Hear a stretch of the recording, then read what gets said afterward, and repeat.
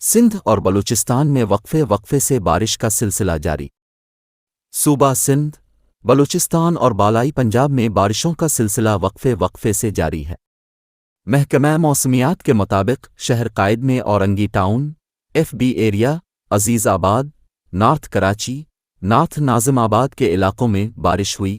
ٹھٹھہ میں موسلا دھار برسات سے بجلی کا نظام درہم برہم ہو گیا۔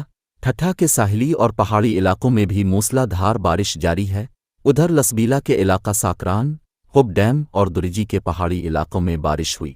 بارش کے نتیجے میں حب ندی میں پانی کا بہاؤ بڑھ گیا۔ ٹریفک پولیس کے مطابق پانی کا بہاؤ بڑھنے سے حب ندی کے متبادل راستے کو نقصان پہنچا۔ لسبیلا، ساکران میں بارش کے باعث داؤد بندجہ گوٹ کے قریب متعدد بکریاں سیلابی ریلے میں بہہ کر ہلاک ہو گئیں۔